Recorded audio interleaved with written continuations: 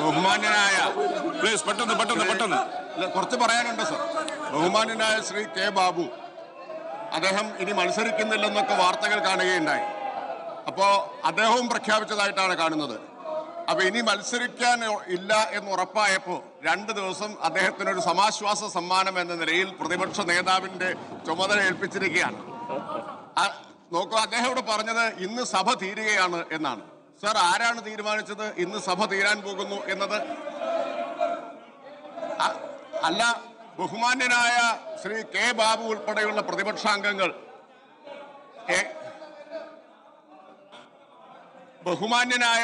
Shri K Babu ഉൾപ്പെടെയുള്ള പ്രതിപക്ഷാംഗങ്ങൾ എങ്ങനെയെങ്കിലും ഈ സഭയൊന്ന് തീർന്നു കിട്ടിയാൽ മതി, ഇവിടെ നിന്ന് ഒന്ന് രക്ഷപ്പെട്ട് കിട്ടിയാൽ മതി എന്ന മാനസികാവസ്ഥയിലാണ് സർ.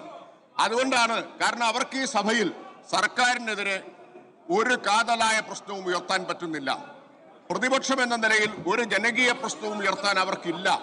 അതുകൊണ്ടാണ് കഴിഞ്ഞ 2 സമ്മേളനങ്ങളിലായി ഇതുപോലൊരു ബാനറുമായി നടുത്തളത്തിൽ സ്ഥിരതാമസമാക്കിയിരിക്കുന്നത് ഈ പ്രതിപക്ഷം.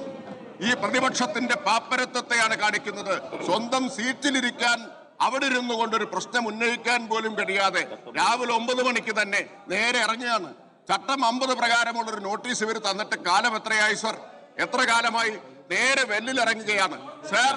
നിയമസഭയിൽ വെല്ലിലിറങ്ങിയ പ്രതിപക്ഷത്തെ ഈ തെരഞ്ഞെടുപ്പിൽ ആളുകൾ ആഴക്കിണറ്റിലേക്ക് വലിച്ചെറിയുമെന്ന കാര്യത്തിൽ സംശയം വേണ്ട. അതാണ് ഇവിടെ ബഹുമാന്യനായ നിയമ വ്യവസായ വകുപ്പ് മന്ത്രി പറഞ്ഞത്. സർ, കേരള നിയമസഭയുടെ ചരിത്രത്തിൽ ഉണ്ടായിട്ടുണ്ടോ ഒരു അവിശ്വാസ പ്രമേയം ഗവൺമെന്റിനെതിരെ കൊണ്ടുവരാത്തത്? അവിശ്വാസ പ്രമേയം കൊണ്ടുവരാത്തതിന്റെ കാരണം എന്താണ്? ഈ സർക്കാരിനെ അവിശ്വസിക്കാൻ ഒരു കാരണവുമില്ല എന്ന് നിങ്ങൾക്കറിയാം. നിങ്ങൾ പറഞ്ഞാലും ജനങ്ങൾ ഈ സർക്കാരിനെ അവിശ്വസിക്കില്ല എന്ന് നിങ്ങൾക്കറിയാം.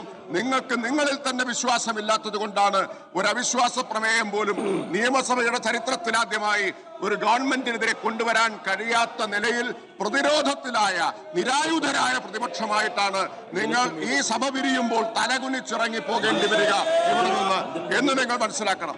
സാർ, ഇന്ന് ചരിത്ര പ്രാധാന്യമുള്ള ദിവസമാണ്. ഇന്നാണ് 5,364,000 വീടുകൾ പൂർത്തിയാക്കി മുഖ്യമന്ത്രി അതിന്റെ പ്രഖ്യാപനം നടത്തുന്നത്. സർ, കേരളത്തിന്റെ ചരിത്രത്തിൽ ഏത് കാലത്തുണ്ടായിട്ടുണ്ട് സർ? ഇന്ത്യയിൽ ഏത് സംസ്ഥാനത്തിന് കഴിഞ്ഞിട്ടുണ്ട്? 20,000 കോടി രൂപയാണ് 5 ലക്ഷത്തിലധികം വരുന്ന പാവപ്പെട്ടവർക്ക്, തലയ്ക്ക് മുകളിൽ ആകാശവും താഴെ ഭൂമിയുമായി കഴിഞ്ഞിരുന്ന ആളുകൾക്ക് സുരക്ഷിതമായ വീടൊരുക്കാൻ ഈ സർക്കാർ ചെലവഴിച്ചത്. അതാണ് സർ ഇടതുപക്ഷത്തിന്റെ ബദൽ മാതൃക എന്ന് പറയുന്നത്. സർ, ഇന്ത്യയിൽ ആദ്യത്തെ അതിദാരിദ്ര്യമുക്ത സംസ്ഥാനമാക്കി കേരളത്തെ മാറ്റിയൊരു സർക്കാരാണിത്. ആ സർക്കാരിനെതിരെ അവിശ്വാസം കൊണ്ടുവരാൻ അവർക്ക് മുട്ടുവിറയ്ക്കും സർ, അവർക്ക് മുട്ടുവിറയ്ക്കും. ഇപ്പോ അതിദാരിദ്ര്യ നിർമ്മാർജ്ജനത്തിനെതിരെ ഇവരെല്ലാം കൂട്ടത്തോടെ രംഗത്ത് വന്നവരല്ലേ? BJPയുടെ പ്രസിഡന്റ്, കേരളത്തിലെ പ്രതിപക്ഷ നേതാവ്, മുൻ പ്രതിപക്ഷ നേതാവ് എല്ലാം. അവസാനം കേന്ദ്ര ഗവൺമെന്റ് ഓഫ് ഇന്ത്യ പാർലമെന്റിൽ അവതരിപ്പിച്ച എക്കണോമിക് സർവേയിൽ പറഞ്ഞു കേരളത്തിന്റെ അതിദാരിദ്ര്യ നിർമ്മാർജ്ജന പദ്ധതി ഒരു ദേശീയ മാതൃകയാണ് എന്ന്. നാവിറങ്ങിപ്പോയോ നിങ്ങളുടെയൊക്കെ? നാവിറങ്ങിപ്പോയോ സാർ? ഇവരിപ്പോ ഒരു തന്ത്രം ആവിഷ്കരിച്ചിരിക്കുകയാണ്. BJPയുമായി ചേർന്നുള്ള തന്ത്രമാണ്. അമിത്ഷായാണ് കഴിഞ്ഞ ദിവസം പ്രഖ്യാപിച്ചത് ഇന്ത്യയിലെ ഏക ഇടതുപക്ഷ ഗവൺമെന്റിനെ ഈ തെരഞ്ഞെടുപ്പോടുകൂടി തുടച്ചു നീക്കും. ആരാണ് പ്രഖ്യാപിക്കുന്നത്? അമിത്ഷായാണ് പ്രഖ്യാപിക്കുന്നത്. അമിത്ഷാ പ്രഖ്യാപിക്കുന്നു തുടച്ചു നീക്കും ഇടതുപക്ഷത്തിന്റെ ഇന്ത്യയിലെ ഏക ഗവൺമെന്റിനെ. അമിത്ഷയ്ക്ക് അത് പ്രഖ്യാപിക്കാനുള്ള പ്രതീക്ഷ എന്താണ്? അത് അവർക്ക് BJPക്ക് കേരളത്തിൽ അധികാരത്തിൽ വരാമെന്ന പ്രതീക്ഷയിലാണോ? അല്ല. BJP എന്താണ് അവർ കണക്കാക്കിയിരിക്കുന്നത്? ഈ തെരഞ്ഞെടുപ്പിൽ UDFനെ സഹായിച്ച് എങ്ങനെയെങ്കിലും കോൺഗ്രസ് നേതൃത്വത്തിലുള്ള ഒരു ഗവൺമെന്റിനെ അധികാരത്തിലെത്തിയാൽ കോൺഗ്രസിനെ ജയിപ്പിച്ച് പിന്നെ വിലക്ക് വാങ്ങാം എന്നാണ് അമിത്ഷാ കണക്കാക്കിയിരിക്കുന്നത്.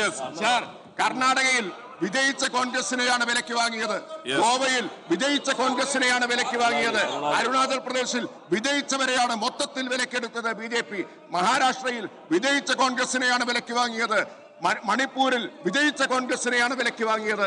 ഇപ്പോഴിതാ ബീഹാറിൽ ആകെ ജയിച്ചത് 6 MLA മാർ, 6 പേരും ജയിച്ചവർ BJPയിലേക്ക് പോവുകയാണ്. കോൺഗ്രസിനെ വിജയിപ്പിക്കാൻ വോട്ട് കൊടുത്താൽ അത് BJPക്കുള്ള നിക്ഷേപമാണ് എന്ന് അമിത്ഷായ്ക്ക് അറിയാം. ഒറ്റയ്ക്ക് BJPക്ക് വോട്ട് നേടി ഇവിടെ ജയിച്ച് അധികാരത്തിൽ വരാനാവില്ല. അപ്പൊ കോൺഗ്രസിനെ ജയിപ്പിച്ച് ആ കോൺഗ്രസിനെ പിന്നെ BJP ആക്കി മാറ്റാനാവുമോ എന്ന ഗൂഢതന്ത്രമാണ് അമിത്ഷാ പയറ്റുന്നത്. അതിന് പലരുമായും സംസാരിച്ചു കഴിഞ്ഞിട്ടുണ്ട് സാർ. അപ്പുറത്തിരിക്കുന്ന പലരും ഈ ധാരണയിൽ പങ്കാളികളാണ്. അവരെല്ലാം ഊഴം കാത്തു നിൽക്കുന്നവരാണ് സാർ. ഒന്ന് വിജയിച്ച് കിട്ടിയാൽ നാളെ BJPയുടെ വള്ളത്തിലേക്ക് പോകാൻ ഊഴം കാത്തു നിൽക്കുന്നവരാണ്. അതാണ് ഈ നിയമസഭയിൽ നടത്തിക്കൊണ്ടിരിക്കുന്ന പേക്കൂത്ത്. അതാണ് നമ്മൾ കണ്ടുകൊണ്ടിരിക്കുന്നത്. അതുകൊണ്ട് ഞാൻ അവസാനിപ്പിക്കുന്നു സാർ, ഞാൻ അവസാനിപ്പിക്കുന്നു. ഈ സർക്കാരിനെതിരെ നേരത്തെ ബഹുമാന്യനായ മന്ത്രി പറഞ്ഞതുപോലെ ഞങ്ങൾ 21 മന്ത്രിമാരുണ്ടല്ലോ. ഈ 21 മന്ത്രിമാർക്കെതിരായും ഒരാരോപണം പോലും ഈ കഴിഞ്ഞ 5 വർഷം ഉന്നയിക്കാൻ കഴിയാത്ത പ്രതിപക്ഷം എങ്ങനെയെങ്കിലും ഈ സഭയൊന്ന് തീർന്നു കിട്ടിയാൽ മതി, ഇവിടെ നിന്ന് രക്ഷപ്പെട്ട് കിട്ടിയാൽ മതി എന്ന മാനസികാവസ്ഥയിലാണ് ഈ പ്രതിപക്ഷത്തെ തെരഞ്ഞെടുപ്പിൽ ജനങ്ങളൊരു പാഠം പഠിപ്പിക്കും എന്ന കാര്യത്തിൽ സംശയം വേണ്ട.